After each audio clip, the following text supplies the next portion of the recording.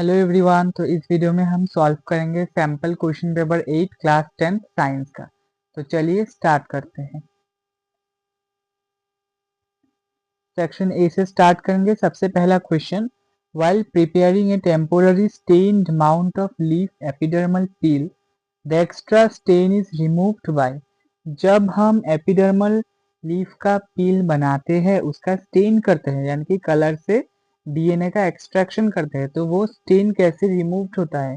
तो ये कैसे होता है?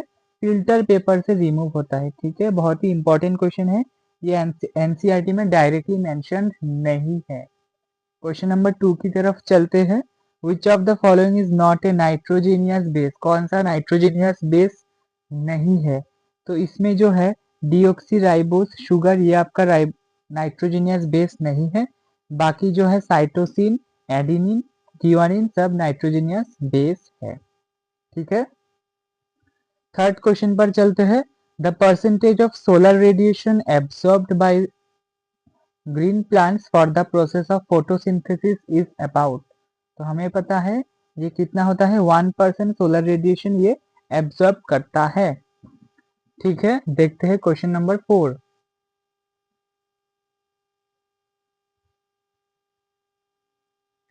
विच of the following statement are true about respiration? Respiration के लिए कौन सा स्टेटमेंट करेक्ट है? ठीक है, during inhalation ribs move inward and diaphragm is raised. बिल्कुल गलत है, रिब्स अपवर्ड में मूवमेंट करता है। In the alveoli exchange of gases takes place, that is oxygen from alveolar air diffuses into blood and carbon dioxide from the blood into the alveolar air. बिल्कुल सही बात है, ऑक्सीजन और carbon dioxide का exchange होता है। Roman 3, haemoglobin has a greater affinity for carbon dioxide than oxygen. बिल्कुल गलत, हीमोग्लोबिन ब्लड है यानी कि वो ऑक्सीजन की तरफ टेंडेंसी ज्यादा होगा। ऑप्शन 4 देखते हैं। Alveoli increase surface area for exchange of gases. बिल्कुल सही बात है, सरफेस एरिया एल्वियोली ही बढ़ाता है। तो इस केस में ऑप्शन 2 एंड ऑप्शन 4 होगा हमारा करेक्ट आंसर, यानी कि ऑप्शन सी में है करेक्ट आंसर हमारा। क्वेश्चन नंबर 5 देखते हैं। Which of the following are terrestrial ecosystem? कौन सा टेरिस्ट्रियल इकोसिस्टम है? हमें पता है एक्वेरियम होता है टेरिस्ट्रियल इकोसिस्टम, यानी कि वो क्या है, वो एक्वेरियम में हम क्या रखते हैं, फिश रखते हैं, और उसमें क्या होता है, उसमें होता है आपका मिट्टी भी होता है, वाटर भी होता है। ठीक है,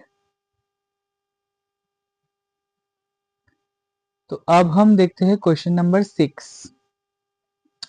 मैचिंग टाइप क्वेश्चन है। ठीक है, क्रेटिनिज्म ये किसके साथ होगा? ये होगा आपका डेफिशिएंसी ऑफ थायरोक्सिन। ठीक है, जिग्नेटिज्म ये होगा अब आपका over secretion of growth hormone. Exophthalmia ये होगा आपका ओवर सिक्रीशन ऑफ थायरोक्सिन, ये भी ये होगा। डायबिटीज इंसिपिडस ये होगा आपका अंडर सेक्शन ऑफ एडीएच, यानी कि option C is our correct answer. अब देखते हैं क्वेश्चन नंबर 7।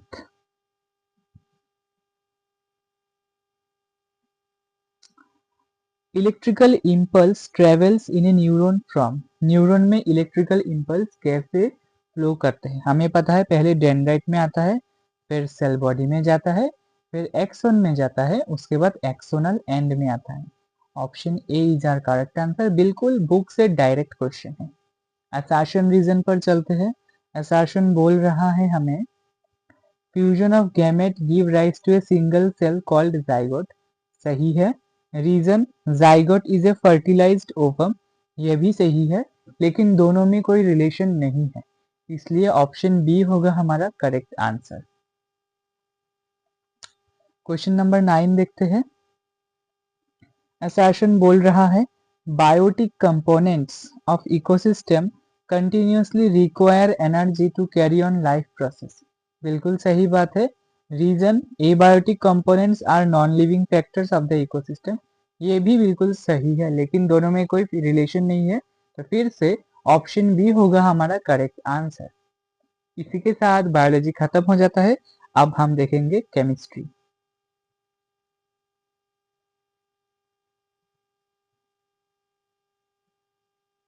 यहाँ से केमिस्ट्री स्टार्ट होता है।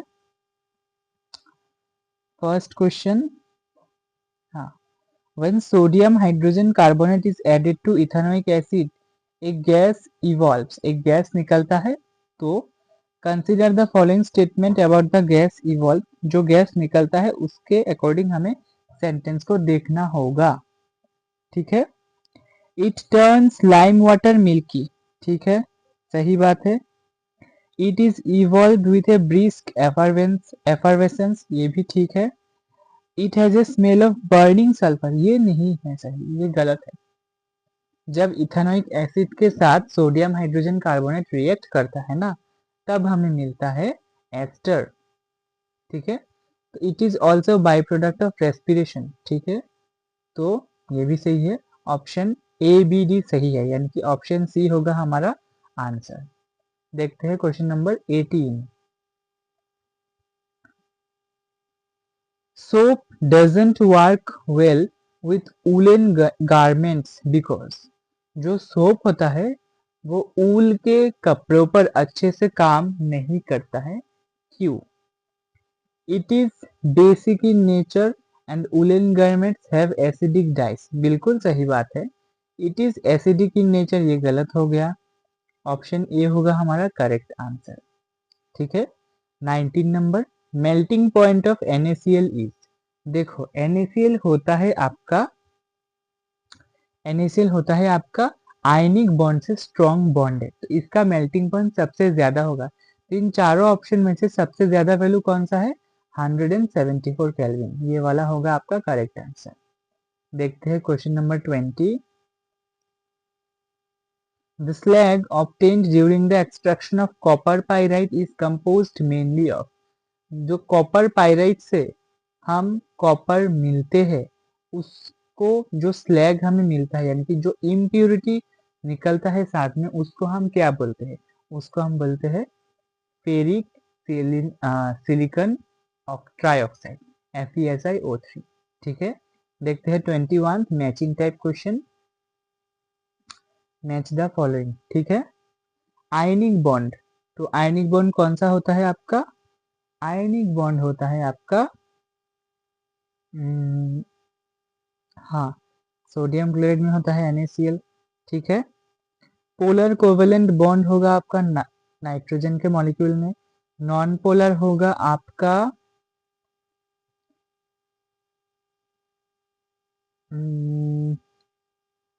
कौन सा हो सकता है? हाँ, कार्बन 60 होगा। फुलेरिन होगा कार्बन 60 और नॉन पोलर होगा आपका NH3, यानी कि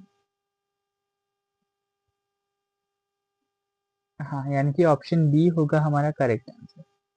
ठीक है, option B is our correct answer. देखते हैं क्वेश्चन नंबर 22।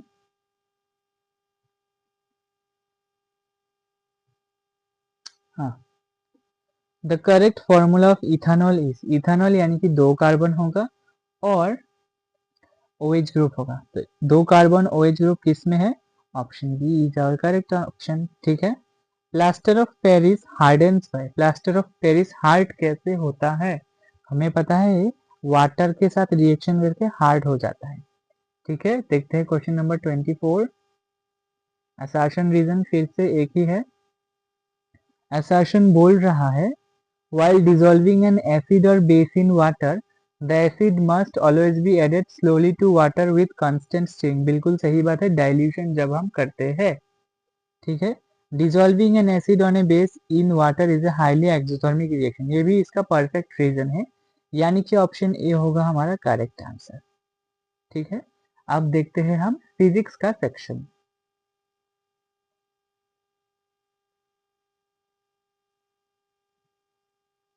सेक्शन सी, तो अच्छे से देखना, ये टफ टफ आता है। 30, N real image, a real image is formed by the light rays after refraction और refraction when they, real image कब फॉर्म होता है?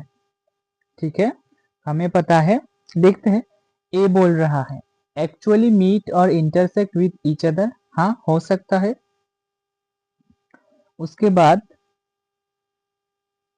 एक्चुअली कन्वर्ज एट पॉइंट, ये भी हो सकता है। अपीयर टू मीट, मिल रहा है, ऐसा हो सकता है, एजम्पशन से नहीं होगा। अपीयर टू डाइवर्ट, ये भी नहीं होगा। ऑप्शन ए एंड बी होगा, तो A and B option A में है, option A is our correct answer. देखते हैं 31। ये तो रिपीटेड क्वेश्चन है, सीबीएसई के बाकी सैंपल पेपर भी जिसने सॉल्व किया है उसको ये पता होगा। तो 31 का क्या होगा, वायोलेट और रेड सबसे ज्यादा और सबसे कम वेवलेंथ का होता है। असर्शन रीजन पर चलते हैं। असर्शन बोल रहा है हमें, ए direction current flows through a metallic rod produced a magnetic field only outside the rod, बिल्कुल ठीक है। There is no flow of charge carries inside the rod, बिल्कुल ठीक है, लेकिन दोनों में कोई रिलेशन नहीं है, इसलिए ऑप्शन बी होगा हमारा करेक्ट आंसर। इसी के साथ ये वाला वीडियो खत्म हो जाता है। मिलते हैं नेक्स्ट वीडियो में, तब तक के लिए thank you for watching and feedback देना मत भूलिएगा।